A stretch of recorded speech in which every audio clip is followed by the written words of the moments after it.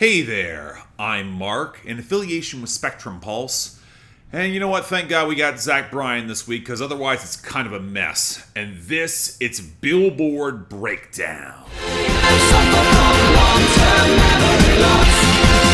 I don't remember. But you know, it is a sort of week where I'm not that surprised there wasn't much activity. It's pretty normal in terms of fluctuations, all things considered. But I'm left feeling there should have been a bit more. Maybe it's tied to how album bombs don't really leave as quickly as they used to, especially if they don't have a ton of competition. But it felt a bit uncanny how all of Billie Eilish's new albums stayed on the Hot 100, or simply how much of Taylor Swift is still here. I'm not sure if it says anything in the moment, given that we are talking about A-list pop stars, but this has been a trend that's been lurking for some time, and I'd like to see how long all this lasts without major competition, especially as I don't see that next album bomb to replace them anytime soon, maybe just a bunch of assorted singles. But in the meantime, our top 10, where I Had Some Help by Post Malone and Morgan Wallen, is still at number 1, and I gotta wonder if there's some tangible subtext lurking behind that title. Because man, the industry really wants this to stick to the very top. The sales are good, and it's doing well on streaming, but this has seen one of the most aggressive radio pushes I've seen in some time, where they're gonna force this into public consumption as hard as they possibly can, mostly because right behind it is Not Like Us by Kendrick Lamar at number 2, which is ruling streaming. It's not quite selling as well, not surprising for a diss track a couple weeks removed, but the radio gains have been substantially slower for an A-list act who has a cultural dance smash on his hands. Gee, I wonder why Universal doesn't want to let their cash cow get bled out by the mainstream public.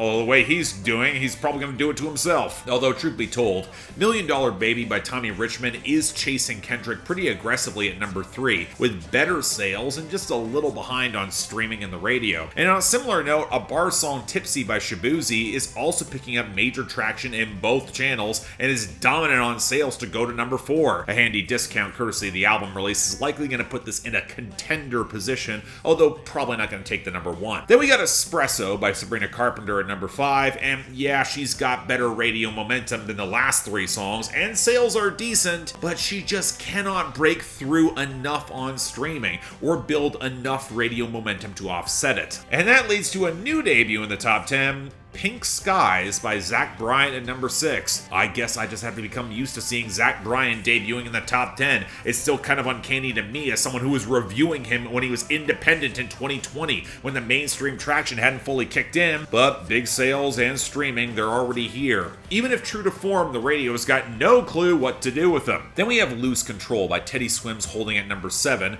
which has enough of a cushion on top of radio to sustain the losses there, especially if the sales were okay. But I think Too Sweet by Hozier at number 8 is gonna challenge, which outside of an iffy sales week, he's got real traction on both streaming and the radio. I can see positional gains. It was enough to get over Beautiful Things by Benson Boone at number 9, which spent the week fluctuating near the top on the radio without much else, but it did hold over Lunch by Billie Eilish, which slipped off the debut to number 10. And where things get a little awkward, because while radio and streaming are strong, TikTok has decided they like birds of a feather more, and that could well hold up better streaming traction in the weeks to come. And that complicates any industry push considerably, although it might just be a good problem to have. That naturally takes us to our losers and dropouts, the latter of which mostly point to Taylor Swift album cuts that were never going to stick long term, and the short revival of Spin You Around by Morgan Wallen. But the big story to me is that it was a really bad week from Drake, as his big recent co-sign 4BAND saw Act 2 Dated 8 exit the Hot 100. It's likely just gonna scrape onto the year-end list. I mean, it's ruinous timing on 4BAND's part thanks to dropping in the middle of the beef, but the music being crap doesn't help matters. And it also continues into our losers, as from Drake, Family Matters slid down to 59 and Push-Ups fell to 91. Yes, Meet the Grams by Kendrick Lamar also hit 93, but that is a song that should not have lasted for a month on the Hot 100 anyway. Drake is purposely picking radio beats that could play there.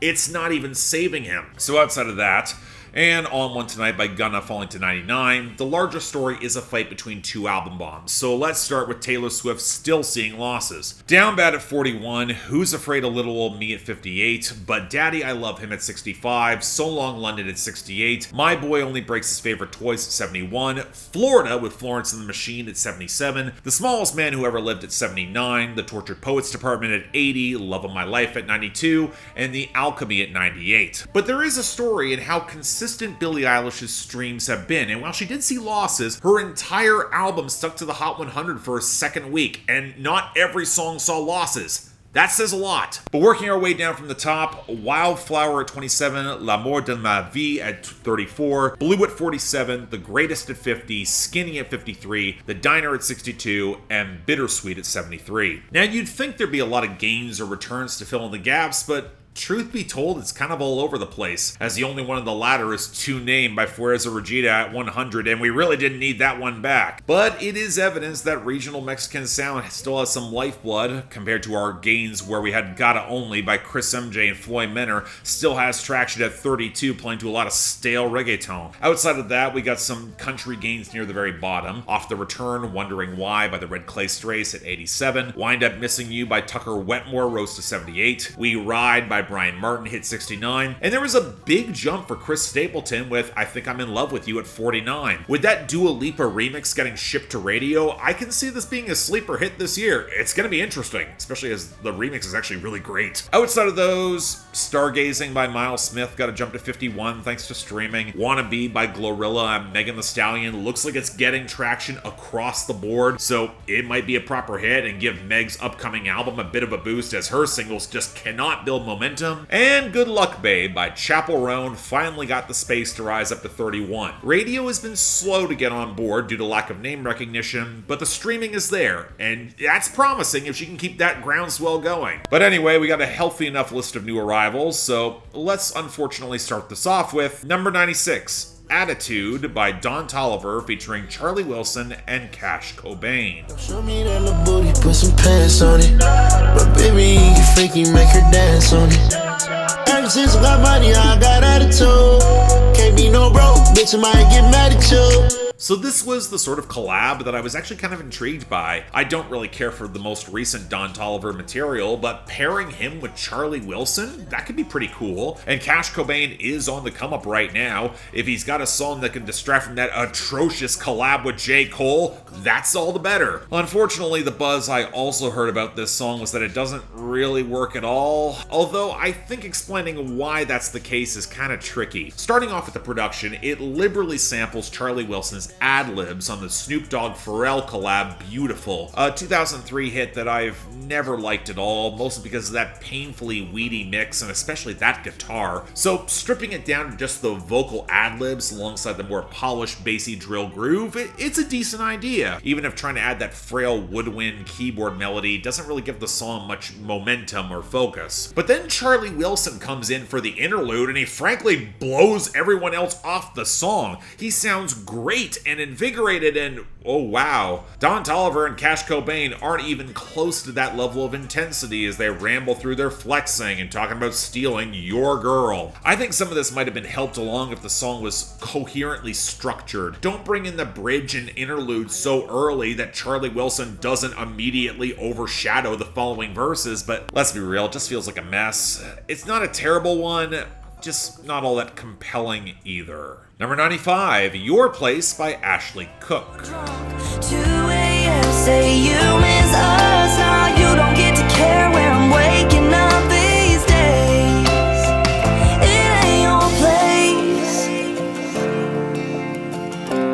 Okay, full disclosure, I was not familiar with Ashley Cooke. Apparently she's on Big Loud. She independently released her debut in 2022, built enough traction to get signed, and then the album got re-released. Her sophomore album was last year and was 24 songs long, and yet I heard precisely zero buzz for it in a strong year for country, not a good sign. And despite this being released last July, it's only now hitting the Hot 100. And listening to it, I think I get why. It's a pretty basic song about telling off some ex who's still still trying to be involved in her life, that she needs space and her place is no longer his. Not a bad sentiment, but the execution feels kind of underwhelming to me. Pleasantly warm modern country production with a few glittery electric guitar passages after the second hook, not reliant on any obvious synthetic elements, but still feels kind of sterile all the same. And Cooke isn't really that impressive or distinctive as a singer. Maybe it's the vocal placement being a little deeper in the mix, but she doesn't bring a lot of character beyond some general exasperation. And that's appropriate for the song, but it's just not that interesting. I think I'm starting to understand why there wasn't as much buzz for her, so yeah, let's move on. Number 84, After Hours by Kehlani.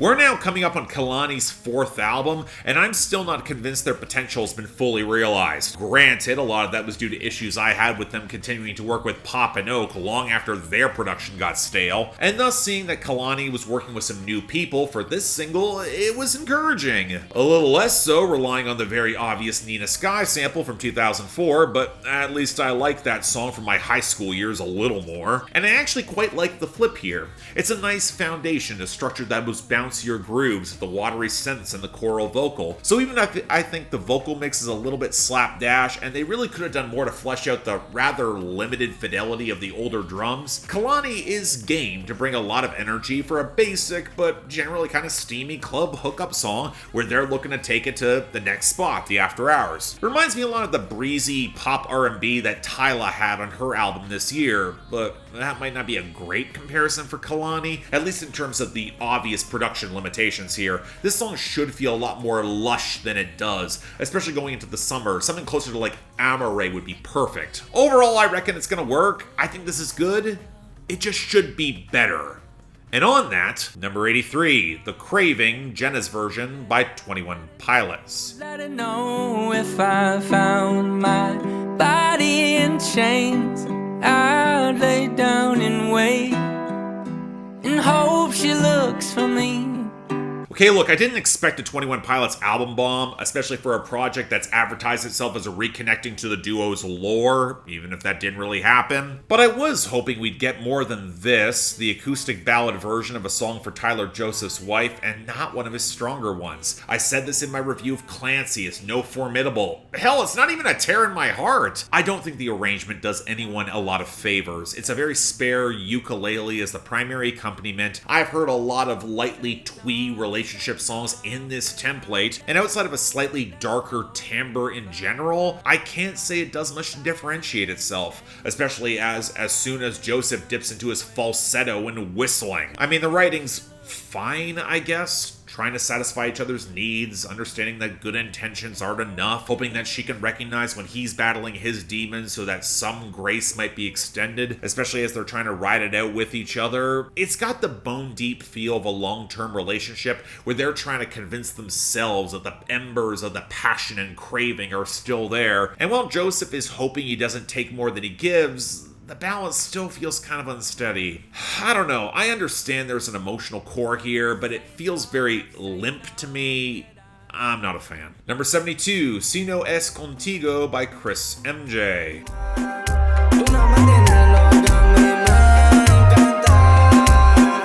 I mean, I shouldn't be surprised that after Gotta only picked up traction more than I could have ever expected, we got more from Cris Mj. I should also not be surprised that it's not very good, with Cris Mj showing precisely zero distinct personality as he's stuck midway behind that lead whistling melody and the very clumsily mixed stock percussion. Kind of a shame because there are parts of this beat that I like. The lead melody has this gentle elegance that's pretty catchy, and when the percussion gets a bit more textured and sandy, it's actually rather quite pretty. But Cris Mj is such a gaping void of presence, and his horniness is not interesting. Although that line about asking to get taken advantage of by this girl in the second verse certainly had me raise an eyebrow. Even if I assume I'm missing something in the translation, it can't just be that. Overall, let me know if the remix on this brings someone interesting. Next, number 44, You My Everything by Sexyy Red featuring Drake.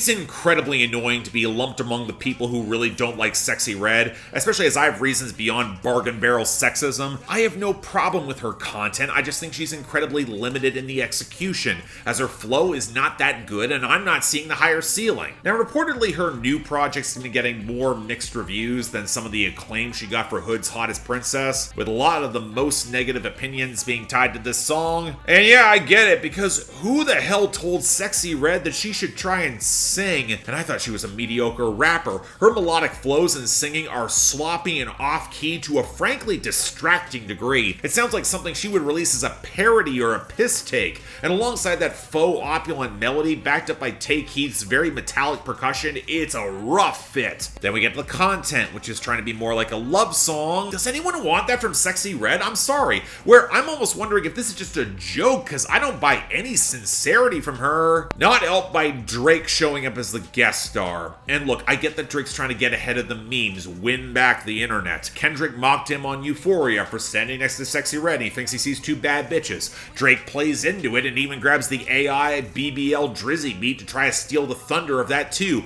Play It All is a big joke. And while his flow is competent, it proves Kendrick's point, especially when Drake spends so much of his verse bragging about all the surgery he can buy this girl as he fucks her on other islands besides the Turks. It just exposes how unfunny the root of this joke is, in the same way that Way Too Sexy wasn't fucking funny 3 years ago. It's a very played out punchline to be so self-deprecating. The line that's most revealing to me in the verse is, "Why you love me, still a mystery." Because quite frankly, I have no idea why someone listens to this and think that Drake isn't humiliating himself with bad punchlines like, "I'm a turn librarian for you, I'm booking that shit," or "You think I'm a bachelor girl, I swear you ain't got your masters, but I stay breaking your back in the master bedroom." If you're making even the slightest implication about Sexyy Red's master recordings in the double entendre, yeah, that's gross. You know what? If crap like this causes both these acts to quiet down for a little while, I'd be just fine with that. This sucks. Next, number 22, BAND4BAND by Central C and Lil Baby.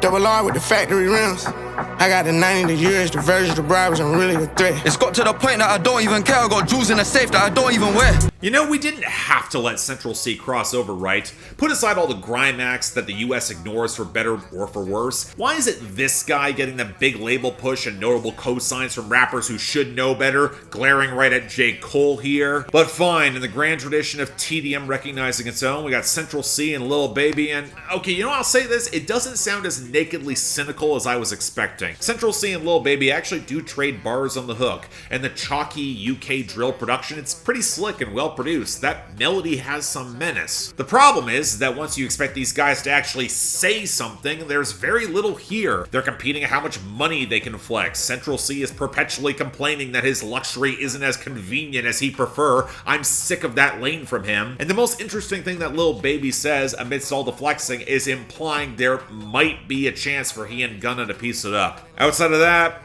I think the production might carry it, but I'm not gonna care in record time. And finally, number 6, Pink Skies by Bryan. Days, your beams, your funeral was beautiful.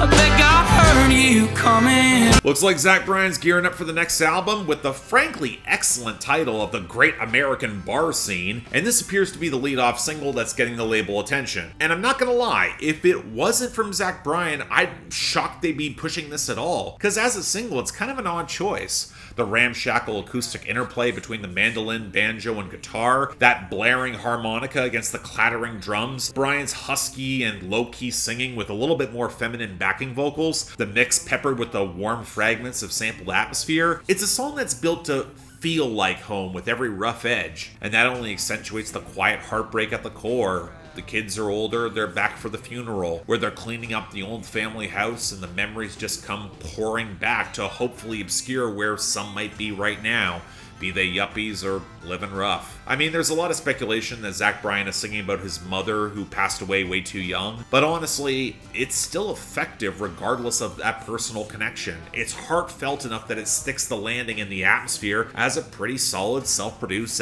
Bryan ballad. I'm not sure I'd call it one of my personal favorites, but the textures here are so appealing, I'm almost won over on the sound alone. Really damn good song. Check it out. And hell, you know what? Best of the week. Not like it was facing much competition, with the honorable mention going to After Hours by Kehlani. Worst of the week. Yeah, you know what? You My Everything by Sexyy Red and Drake. That's a fucking disaster. It's beating out Attitude by Don Toliver, Charlie Wilson, and Cash Cobain, which the more I think about it, should have been a lot better. The pieces are there, they just don't assemble well. Next week, again, not a lot of album competition. Might just be singles fluctuation and oh dear, that new Eminem single. Stay tuned for that. But until then, I'm Mark. You're watching Billboard Breakdown, affiliated with Spectrum Pulse.